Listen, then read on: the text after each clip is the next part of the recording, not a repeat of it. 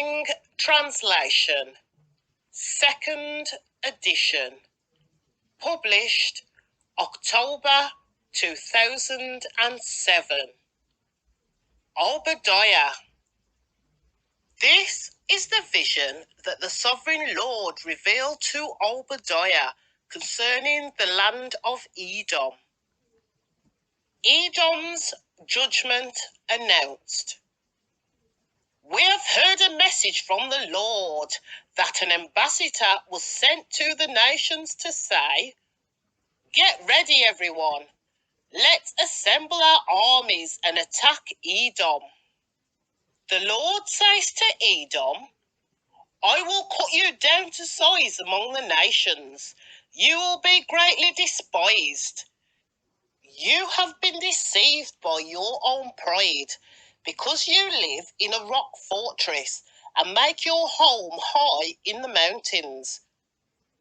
Who can ever reach us way up here?" you ask boastfully. But even if you soar as high as eagles and build your nest among the stars, I will bring you crashing down, says the Lord. If thieves came at night and robbed you, they would not take everything. Those who harvest grapes always leave a few for the poor, but your enemies will wipe you out completely. Every nook and cranny of Eden will be searched and looted. Every treasure will be found and taken. All your allies will turn against you. They will help to chase you from your land. They will promise you peace while plotting to deceive you and destroy you. Your trusted friends will set traps for you, and you won't even know about it. At that time, not a single wise person will be left in the whole land of Edom, says the Lord. For on the mountain of Edom, I will destroy everyone who has understanding. The mightiest warriors of Teman will be terrified, and everyone on the mountain of Edom will be cut down in the slaughter. Reasons for Edom's punishment. Because of the violence you did to your close relatives in Israel, you will be filled with shame and destroyed forever. When they were invaded, you stood aloof, refusing to help them. Foreign invaders carried off their wealth and cast lots to divide up Jerusalem, but you acted like one of Israel's enemies. You should not have gloated when they exiled your relatives to distant lands. You should not have rejoiced when the people of Judah suffered such misfortune. You should not have spoken arrogantly in that terrible time of trouble. You should not have plundered the land of Israel when they were suffering such calamity. You should not have gloated over their destruction when they were suffering such calamity.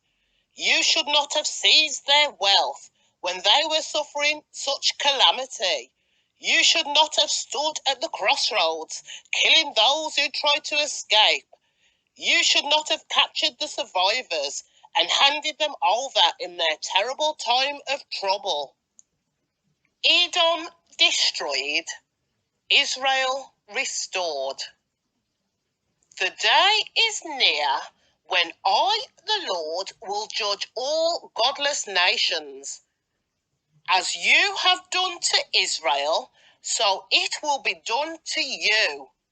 All your evil deeds will fall back on your own heads.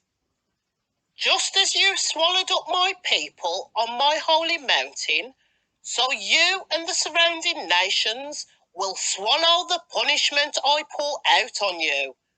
Yes, all you nations will drink and stagger and disappear from history. But Jerusalem will become a refuge for those who escape.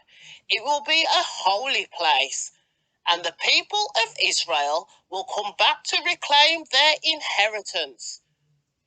The people of Israel will be a raging fire, and Edom a field of dry stubble. The descendants of Joseph will be a flame roaring across the field, devouring everything. There will be no survivors in Edom. I, the Lord, have spoken. Then the people living in the Negev will occupy the mountains of Edom.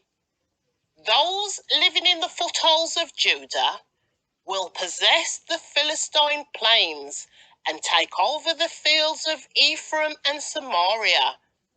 And the people of Benjamin will occupy the land of Gilead.